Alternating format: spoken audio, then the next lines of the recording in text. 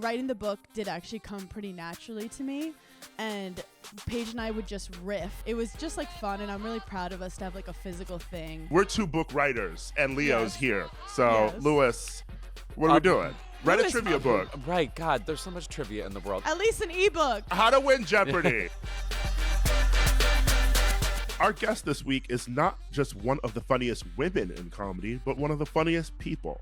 From her podcast Giggly Squad with her co-host Paige DeSorbo and Berner Phone to her recent Netflix special Rewrite at Dawn, she's saying her piece on bachelorette parties, older men, which she calls zaddies, and the girls are fiending for it.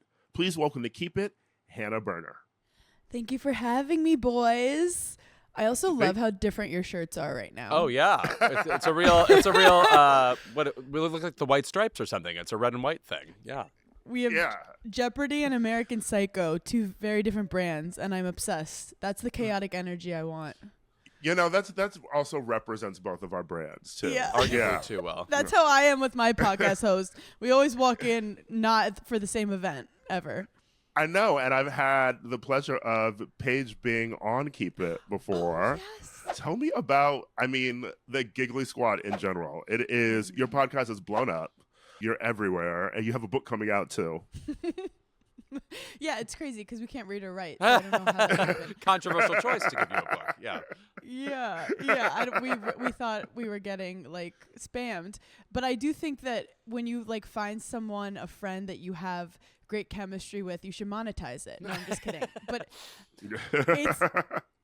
I think the reason Giggly Squad has been so fun is because we actually never had a business plan or anything. It was the kind of thing where we just kept wanting to do it, and it's like my favorite time of the week is just talking with Paige. And I think in your 20s and your 30s, you're so lucky to find like a person that just like loves you unconditionally and latch on to that. I think a lot of people want to be like popular and have hundreds of friends, and it's like find just some real ones and surround yourself with good people. And Paige is like my person. She's my wifey. Can you tell this to the gay community? Because all we do is meet thousands of other people who dress the exact same as us, and we don't really prioritize like a dozen, the way you just said. Oh my God, this is so random. Did you guys watch the Rock Hudson documentary? I'm a human being, aren't I? Of course Yeah, I saw of that. course. Of course. I was like fascinated by like in Santa Monica, they just had like his harem Yeah. of like hot men, and they just like kept going, and I'm like, how many close friends did this guy have? But then all of them kept it on lock, like no one exposed him or outed him. Anyway, I was jealous. I was like, I want that. No. I want that kind of protection in the community. No, what's weird is like we're obsessed with old Hollywood or whatever, but like we will never know the full story with some of these people because they really kept the secrets. I mean, just as they had to, at the time. And it was so funny to have like the older guys just be like, back in my day, we had a great time in Santa Monica. And these guys I was like, you don't look like you've ever even been to a party. And they're like, we had orgies, a lot of orgies. I would say that is a great gift it even goes like to current gay community though. I feel like there's secrets that stay within a gay community that we'll never let out. But the too many friends thing is one of them. The networks, they're wide, Hannah. I mean, Louis and I are Leos too, so we like, like a big birthday party. But like, and I know you're one too, aren't you? I'm a Leo, yeah. Yes. Do you like a big birthday party? I'm an August Leo. I'm yes. like obnoxiously a Leo. So I just had my birthday party, and it's like you have one that's close friends. I mean, yes. I'm a gay who lives in New York, so like it was a small one at a rooftop, but then like you still run into people who are like, wow, I guess I didn't get that invite to your birthday party. And I'm like, I can't be close friends with just everybody. Just come to the Eagle. I feel like just walk outside, and every day is my birthday. We're celebrating. I'm bringing you my personality. Enjoy it. I do think though, like I love being like friends and like on good terms with it. Like I think about high school, like I like walking down the hallway and being fist bumping everyone and like, get in here. But there's only like 3 or 4 people that I'm sending memes to all day. Mm-hmm.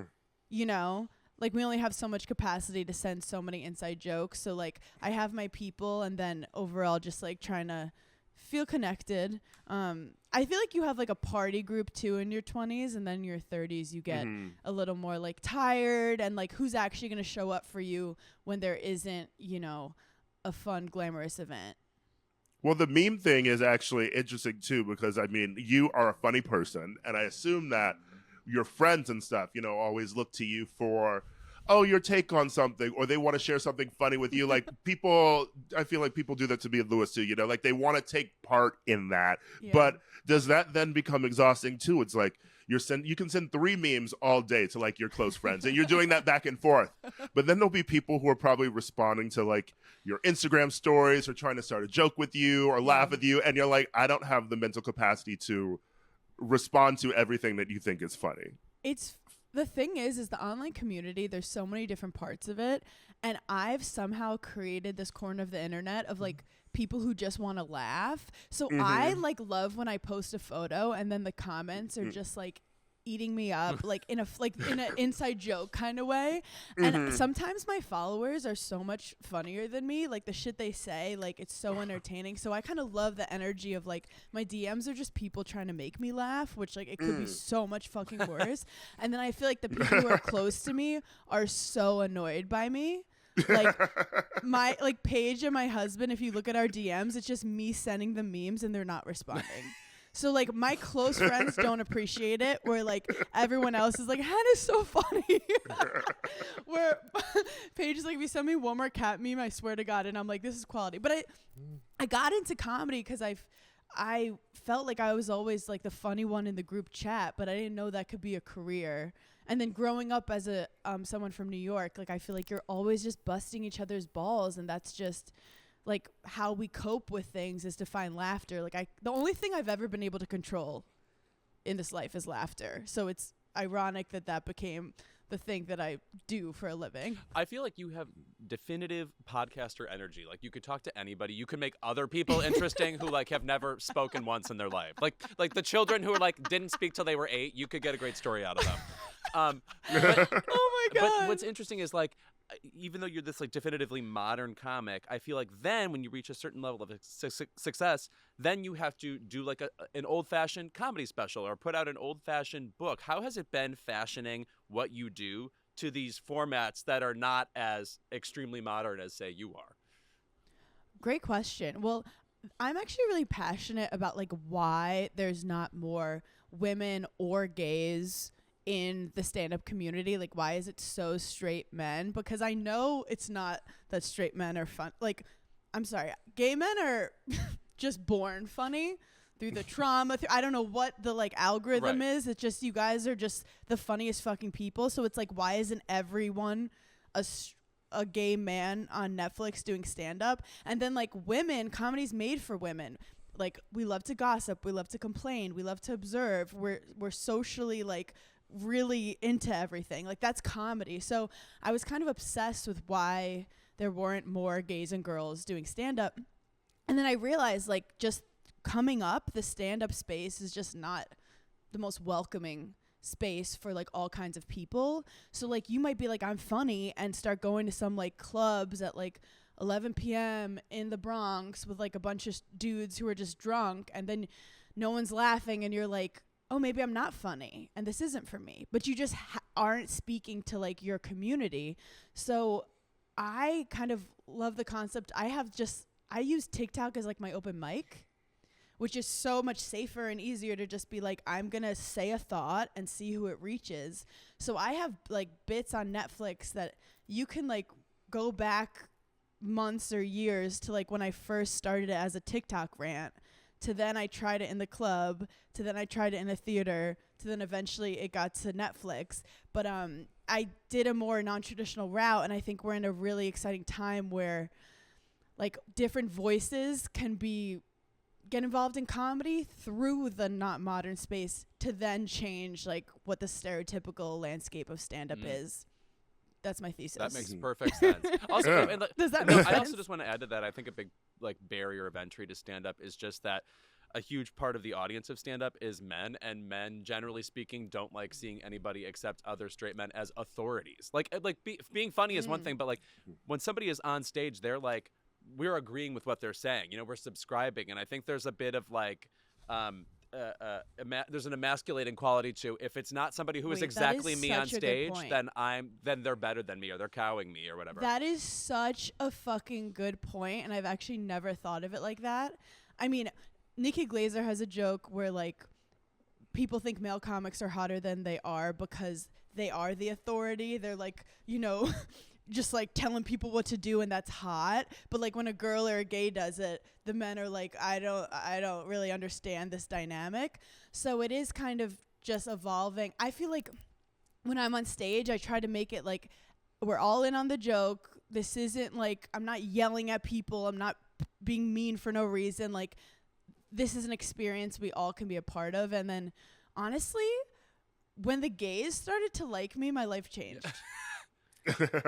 Like once like a couple gay guys started to come to the show, I was like, am I Lady Gaga? And then my head got huge. My head got fucking huge because most of the gays they like Paige. Like Paige is the girly one. She has the great outfits. But then when the gays started to like my comedy, I was like, I started to become a monster. I was like, this is what I'm meant to do. No one tell me what to do. This is my path. So shout out to the gays for believing in me. Ira and I are still waiting for that endorsement, by the way. So good for you. Yeah. I feel like it's easier. It's harder within your own community. Yeah, we don't want to see each other win. Oh God! But it is. I've always been so fascinated by gays in comedy because, well, especially lesbians have really paved the way for women because they don't give a fuck what straight men think. So they get on stage and they're just like, I don't care if you think I look hot. I don't care if you think this is funny. I don't give a fuck about you. Where straight women might be more so be like, ooh, I'm distracted by this and that. And then gay men, I think, have just, they don't want to be around gross straight dudes. Yeah.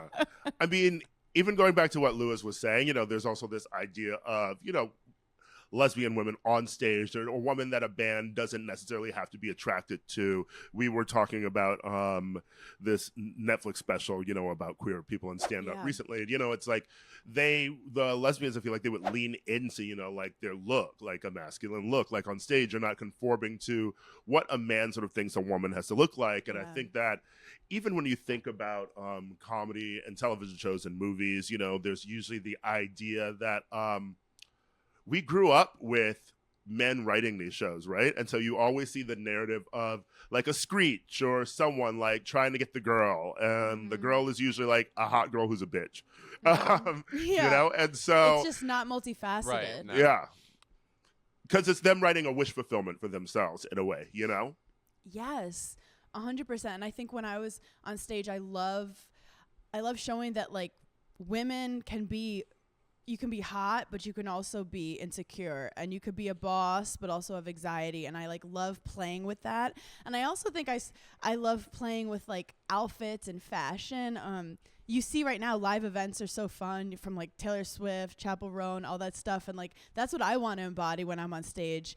And stand-up comedy, that's never what people thought about it, but like hot girls and gays come to my shows as like a party, as an event, and they know they feel safe. And it's become like so much more glamorous than I ever thought it could be. I also want to say about your shows, the way you interact with audience members is always so memorable, which is no surprise given that you on TikTok are fabulous at interacting with weirdos on the street who are routinely extremely funny, just random people. When you interact with audience members, is there any trepidation about just inviting a random person to start speaking, or is that a particularly confident part of your act? I think the trepidation is the fun part. Yeah. Because I'm on the road touring, doing my bits, and I'm honestly like a curious person. I love to gossip, and I get bored easily. So I'll be on stage, and I'll see a guy with like a strange hat, and I'm like, I need to know everything about this man. Like, how did this happen? Why is he with her? So I think for me, it's like a fun chat. It's just like an improv game where I just go, what's going on here? And I go in with like, I want everyone to be in on the joke. And then when you talk to someone and you guys have this moment together throughout the show, I get to do callbacks to be like, remember we all were part of this. And then I feel very connected to the audience because I'm not giving a speech. It's really more of like a dance. If they're not giving me things back, then it's like, yeah, stand-up is really more like you feel like a conductor and you're with the crowd. It's not a speech at all. You have to have the crowd like involved, especially as you start doing bigger rooms. You're like, are people in the back? Are you guys in on this? Like, I'm just like very obsessed with, maybe I'm just a people pleaser, but I'm obsessed with the audience feeling connected. Giggly Squad is getting so big now for you and Paige. And of course, Paige is still on Summer House, the Bravo show that you used to be on. Has there ever been any sort of desire to go back to the show, at least to promote the podcast? Yeah. You know, like, is that something yeah. you're like, I never want to be under a Bravo light again? I think, I honestly, I have like so much gratitude toward Bravo, and I feel like I wouldn't be here without them like putting me on. And I think that now it's kind of like, I don't know if it just would make sense because I'm not on it. Yeah, of course. So it's kind of like you can't have your cake and eat it too. It is interesting to sort of get a start from a show, like at least for a wider audience, you know? Yeah. And then sort of now you've done an excellent job at establishing, you know, your own self outside of that now. Yeah, you know, I also feel like later. when I'm in something, I give it my all. And I feel like I really gave that show my all. So it's like, let's be honest, you don't half-ass Hannah coming in for 2 minutes. Yeah. I feel like shows like that must be the most exhausting gig in TV because you just want to make sure the material's there and you have to make it your life and you have to make it authentic and just give a compelling performance constantly, you know? Oh, yeah. Well, and I love making a great show, and I love being on. I think Giggly Squad was so successful because there was so much footage of us being funny that just ended up on the cutting room floor with reality TV. And we were like, so like something would air, and I was like, oh my God, they didn't put any, they kind of like to laugh at you, not laugh with you, which like is very funny sometimes. But I feel like Paige and I shine when you're in on the joke with us. And I think reality TV, they're not always ready to be like, oh, these people are actually making jokes. Like, all I wanted to do was make the video guy laugh because they were so bored. Right. These poor guys were so bored, sweating profusely. And I'd just be sitting there. Every now and then I'd be like mid-crying, and then I'd like try to say something to make them laugh.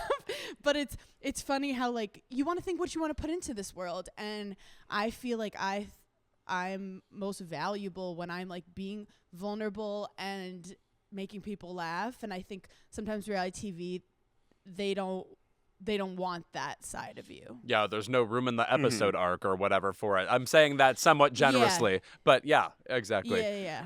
It's sometimes not the storyline that you want to be. Yeah. I mean, and like you said, you have to be on all the time. So you are filming all day, and you're on in different scenes, and then you're like, 4% will be on TV. I do have to say, people will like make fun of Paige and me back in the day and Sierra for being in the bed. The reason you're in the bed is because when you leave the bed, then you get into it with people. So if you stay in the bed, you're safe. We'd be in the bed, and they'd be like, hey, can you guys go up to the kitchen? Because so-and-so wants to talk to you. We'd be like, no. So if you stay in the bed, you're safe. So it's like I would jump in the pool to be safe also because I'd have to take off my mic so no one could get to you when you're in the pool. There's all these like ways to like get a break. But yeah, emotionally it's difficult, but Paige and I are trauma bonded from it, and we got stronger from it. And I kind of love when they don't want to see two girls get along, and then they do, and see where it goes, you know? I assume this upcoming book was a good place to deposit all of these dimensions you keep talking about. Like, you don't have to edit anything out. What's been the main pleasure of putting it together? Oh my gosh, it's funny. It's been kind of therapeutic because we didn't ever say we wanted to write a book. It kind of came to us, and then we were like, what the fuck do we write about? And every week we had no rules. I don't like rules. I'm better with like, I'm an idea person, and then tell me to like cut it down. So we just wrote about everything that would make us laugh. We opened up about our own like anxieties, and just like we just didn't have much structure in it. It was more just like what makes each other laugh. And I think that's what's made my stand-up good, is like if Paige wouldn't laugh at the joke, I'm not saying it. And I think when you write to just make your friend laugh, that's when other people connect to it. That's also such a good way to get over writer's block, is to think of an ideal audience. Maybe if it's even just one person, be like, okay, well, what would make that person laugh? And that then it becomes more of a social exercise than I'm coming up with something brilliant, this pretentious moment of creation. Yeah. And I think people don't realize how much of stand-up is writing. So writing the book did actually come pretty naturally to me. And Paige and I would just riff and sit and be like, let's make each other laugh about, like, you know, types of girls when they go on different bachelorette parties, like, let's judge them. And we would just go in, and it was just like fun. And I'm really proud of us to have like a physical thing. And it all just like wasn't planned. And I think sometimes that's the best stuff, when you're not forcing it. Yeah, I mean, you know, Louis and I never wrote a damn book, so together, together. No, I find the idea of writing a book so shocking. I just don't have the attention span. Didn't think anybody did anymore. So let alone, congrats to you. To read a book or to write, or both? Both. Absolutely both. Yes. Yeah. So this book, to be honest, like, I was on tour the whole time, so I would like not write for like 2 months, and then I would get like a bunch of inspiration and sit down and write for like 4 hours and write like 40 pages, and then I would like not touch it for a while. So it wasn't this like wake up in the morning and write a page of my book and do that every day. It was not. It was like writer's block and then just like vomit and then writer's block again. And they would get worried. They'd be like, hey, like, this is due next month, and I'm like, I just need 1 day of inspiration and I got you. And then it's the kind of book that you can literally pick up and read any chapter and enjoy it. And then it also is just like really cute coffee table book, let's be honest. We found this like really cool Australian Instagram artist who does sick collages, and we were like, can you fuck up a collage for us in the cover? And she was like, yeah, and she did it, and we were like, this is perfect. So Margot Robbie. That was nice of her. Yeah. It's her like side hustle that she does, and all you have to do is DM her. Yeah. For the record, I did read. We didn't do a podcast one together. I did write a book. Yes, right. Shout out myself. Yes, thank you. We're 2 book writers, and Leo's here. So, Louis, what are we doing? Write a trivia book. Right. God, there's so much trivia in the world. I admire what you both do. Please. How to win Jeopardy. Write your How to Win Jeopardy book. Release a caption. That I can do. Least write a long caption. I'll put 6 or 7 tweets together. Wait for it. Yeah. Hannah, thank you so much for being here. Oh my God, this was so much fun. I could talk to you guys forever. We were really vibing. Yes. As we promised each other we would at the top of the show. Yes. You guys are awesome. Thank you so much, Hannah. Also, the special is so much fun. Congrats on it.